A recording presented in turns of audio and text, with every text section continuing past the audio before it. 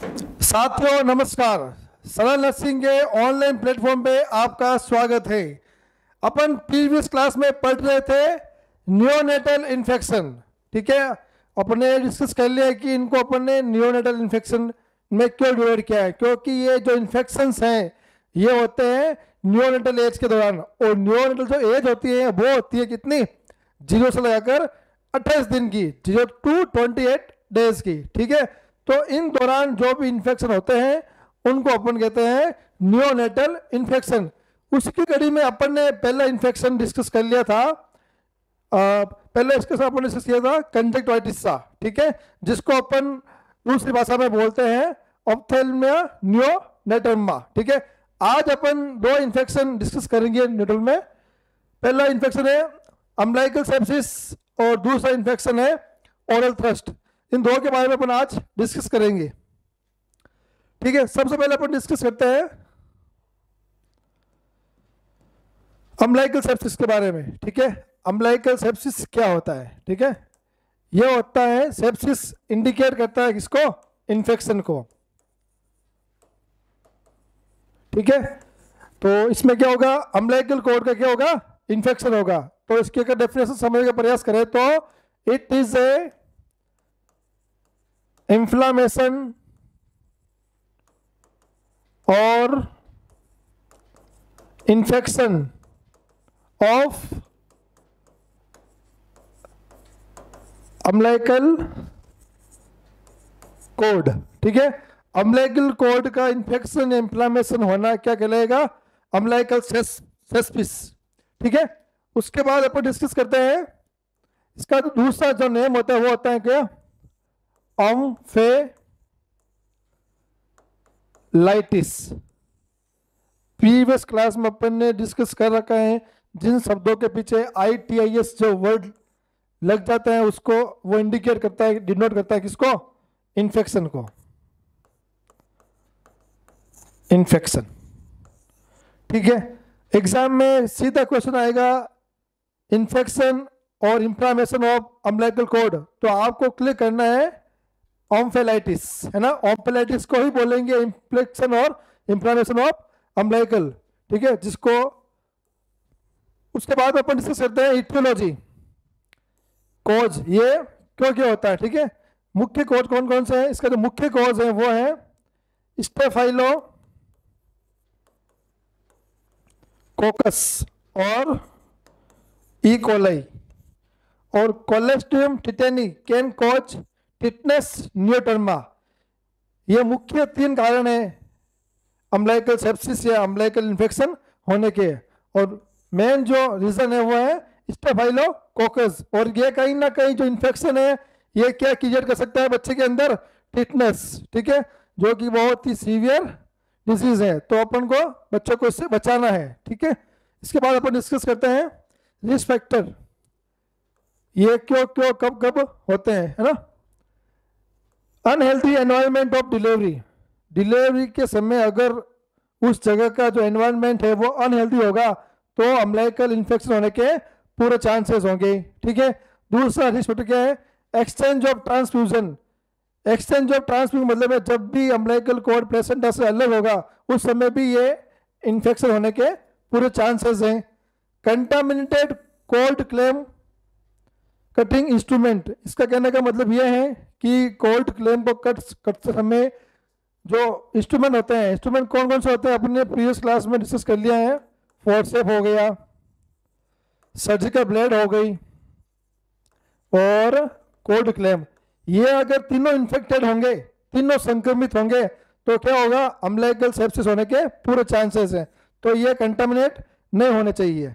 Infected hands and clothing.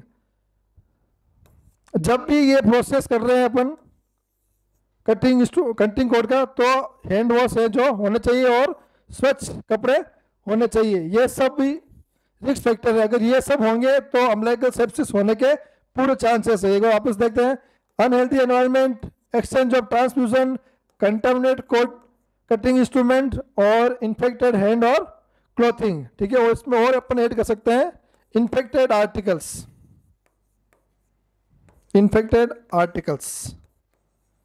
अगर infected article होंगे तो भी अम्बिलिकल कॉर्ड इन्फेक्शन होने के पूरे चांसेस हैं, जिसको अपन अपनी टर्म में बोलेंगे ओम्फेलाइटिस। ठीक है, इसके बाद में साइन एंड सिम्टम। अब देखो, अगर बच्चों को अगर ये अम्बिलिकल सेप्सिस हो गए तो उसके अंदर क्या साइन और सिम्टम आपको देखने को मिलेंगे? Swelling and moist around the perennial.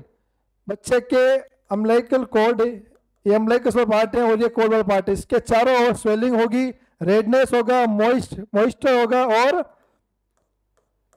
Swelling होगी। ठीक है, उसके बाद में डिस्चार्ज होने की पूरे चांसेस है। अम्बिलिकल कॉर्ड में फ्लूइड डिस्चार्ज है, वाटली डिस्चार्ज है, ब्लीडिंग डिस्चार्ज है, कुछ भी पस डिस्चार्ज है होंगे अगर अम्बिलिकल सेप्सिस होगा तो।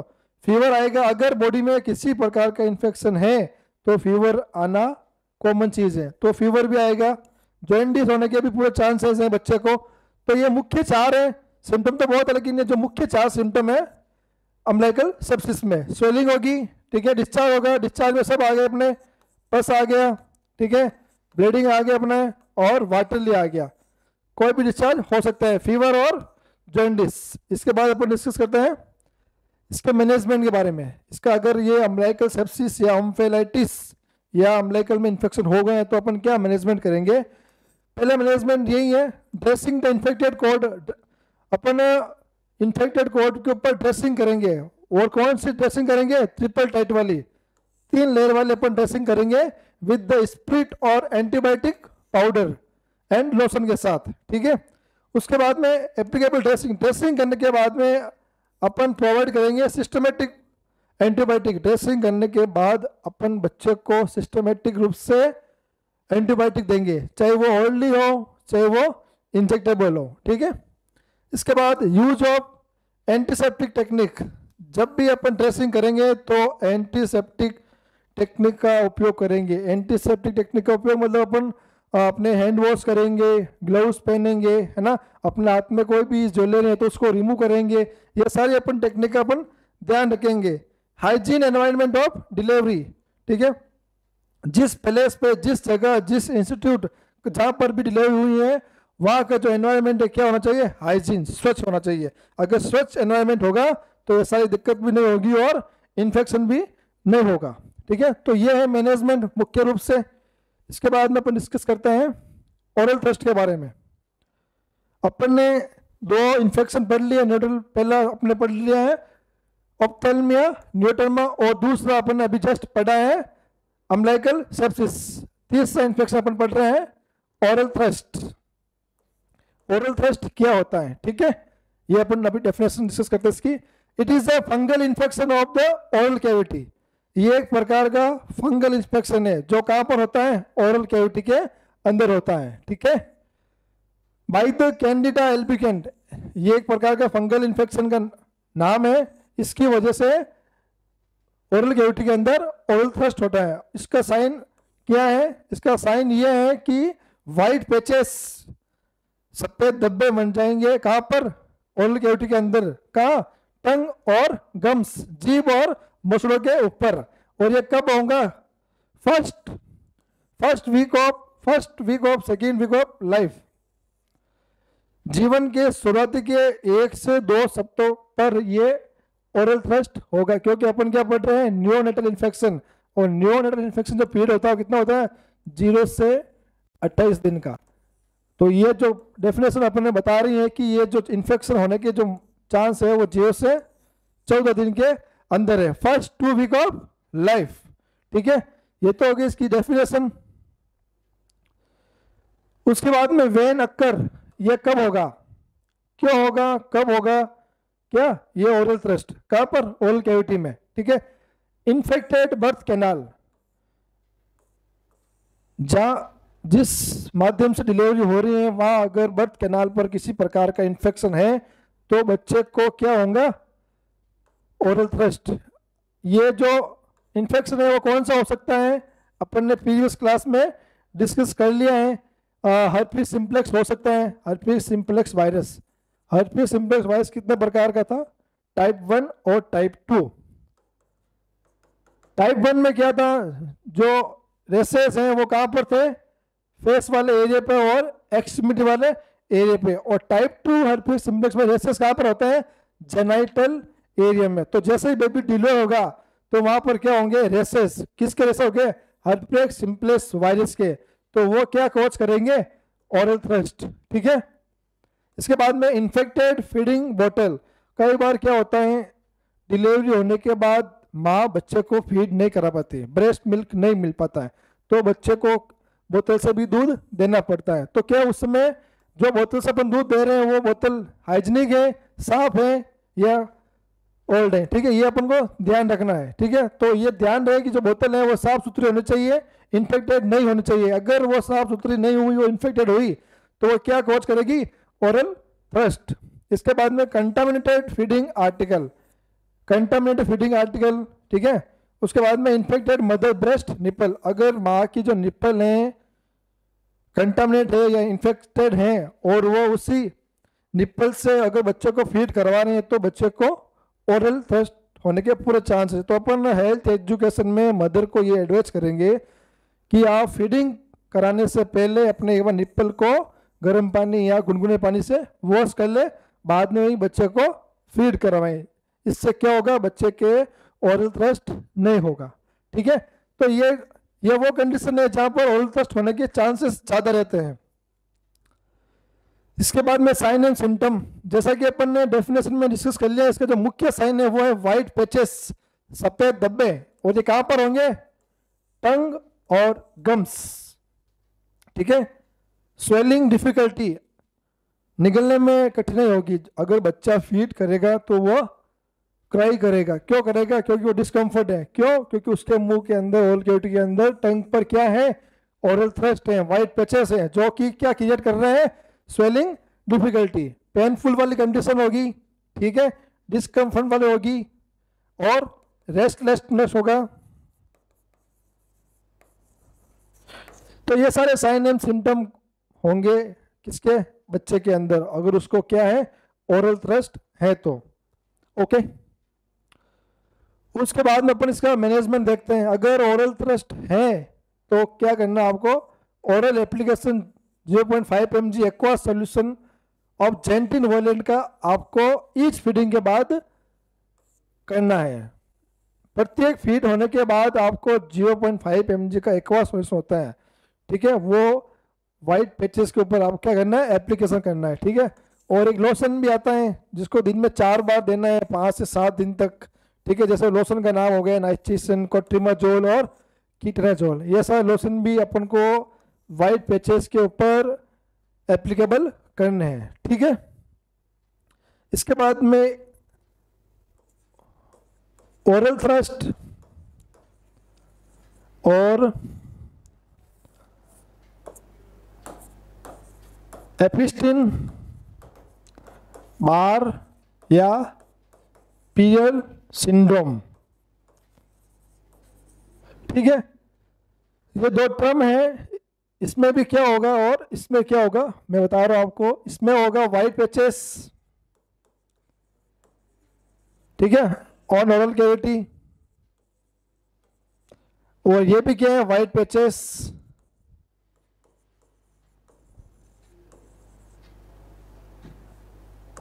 On oral cavity. ठीक है, दोनों के नाम अलग अलग है लेकिन साइन सेम है। इसमें भी व्हाइट पैचेस होंगे और इसमें भी व्हाइट पैचेस होंगे, बस एक हल्का सा अंतर है। क्या करना है आपको?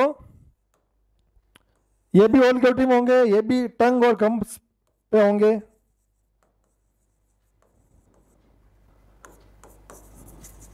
टंग और गम्स पे ये भी होंगे। ठीक है, अब आपको आइडेंटिफाई करना है कि कौन से ओरल थ्रस्ट है और कौन से एपिस्टियल पिल सिंड्रोम है। तो क्या करना है आपको? आपको लेना है स्टेराइल गोज, स्टेराइल गोज। उसको डिप करना है किसमें? एनएस, एनएस या डिस्टल वाटर में। ठीक है, डिप करने के बाद उसको करना है रब। गोज को क्या करना है? आपको लेना है अपने फिंगर या थंब के ऊपर, और क्या करना है? जो व्हाइट पैचेस हैं ओरल कैविटी के अंदर, वहां पर करना है रब। ठीक है, रब करेंगे। अगर रब करने पर क्या हो रहा है,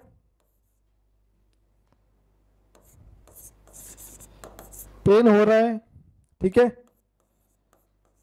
ब्लीडिंग हो रही है, तो वो तो कंडीशन होगी कौन सी, ओरल थ्रस्ट। और इन वाइट पैचेस के ऊपर अगर रब करने पर no pain, no bleeding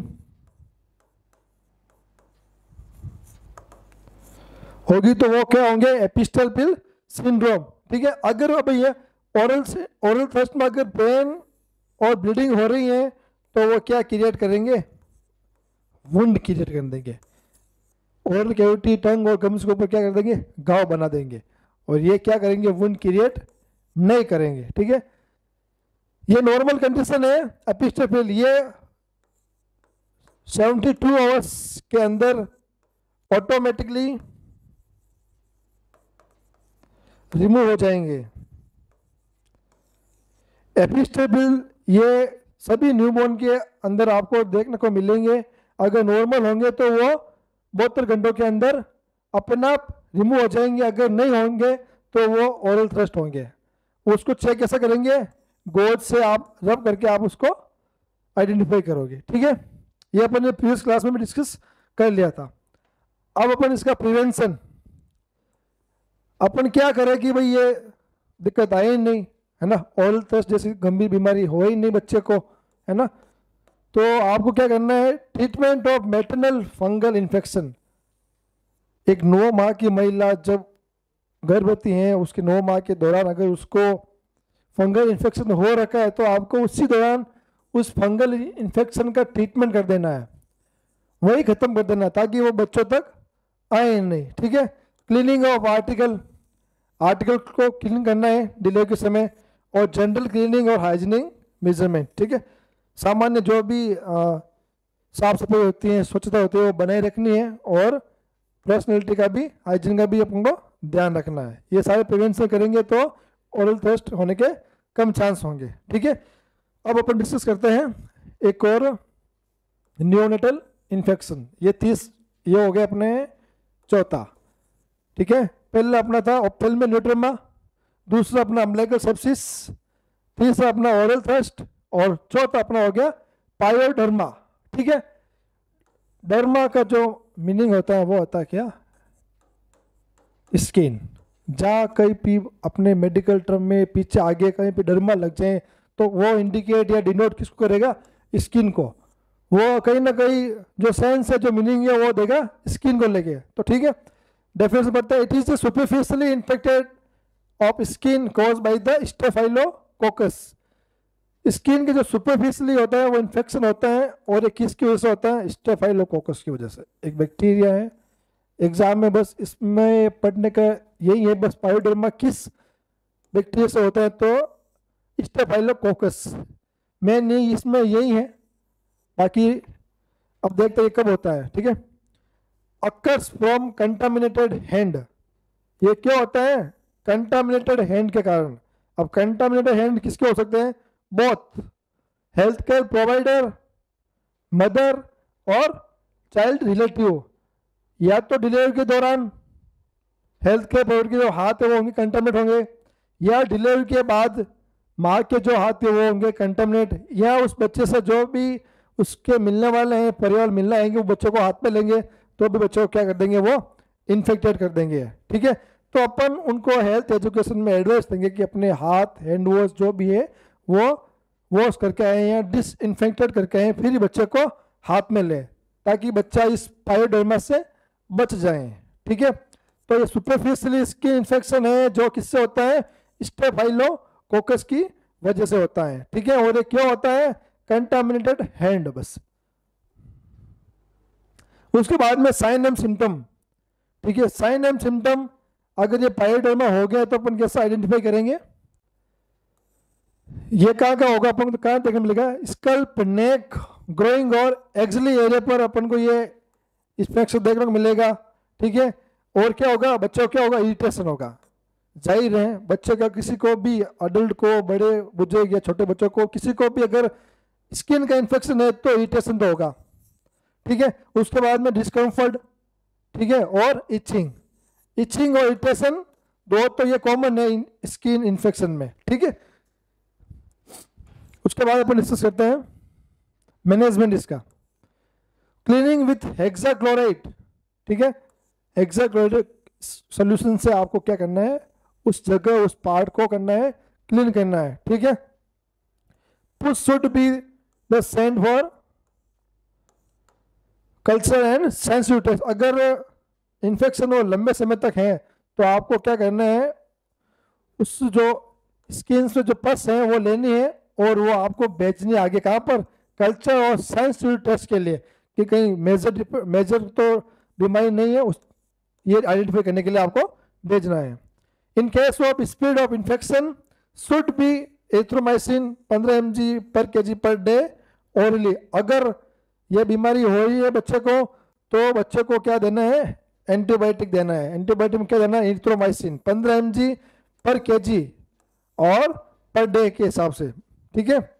should be keep 10 isolated. अगर किसी बच्चे को ये इन्फेक्शन है तो उसको आइसोलेट रखना है, या किसी दूसरे बच्चे को ये इन्फेक्शन है तो उससे अपने वाले बच्चे को आइसोलेट रखना है, ठीक है। ये हो गया इसके मैनेजमेंट। अब अपन डिस्कस करते हैं प्रिवेंशन। क्या करें कि ये बीमारी हो ही नहीं, इतनी मैनेजमेंट या इतना सब कुछ करने की जरूरत पड़े ही नहीं, ठीक है। Avoid the dip baby bath in hospital, stay and during delivery. क्या करना, आपको हेल्थ एजुकेशन देना है, मदर को एडवाइस करना है कि हॉस्पिटल के अंदर बच्चे को डिप बाथ नहीं देना है। डिप बाथ का मतलब अगर समझने का प्रयास करें तो उसको स्नान नहीं कराना है, या टब में पूरा नहीं भिगोना है, ठीक है। कब, डिलीवरी के जस्ट बाद या ड्यूरिंग डिलीवरी या हॉस्पिटल स्टे, कम से कम 3-4 दिन तो बच्चे को स्नान उसमें नहीं करवाना है, ठीक है। आइसोलेशन ऑफ इन्फेक्टेड बेबी, अगर कोई बेबी संक्रमित है तो उससे आइसोलेट करना है, ठीक है। और मेंटेनेंस ऑफ जनरल हाइजीन, बच्चे की जो हाइजीन को है वो मेंटेन रखना है, माँ की भी हाइजीन को मेंटेन रखना है, और जिससे क्या हो, स्किन वाले इन्फेक्शन नहीं हो। धन्यवाद दोस्तों। अब अगली क्लास में अपन अगला न्यूरोनेटल इन्फेक्शन डिस्कस करेंगे।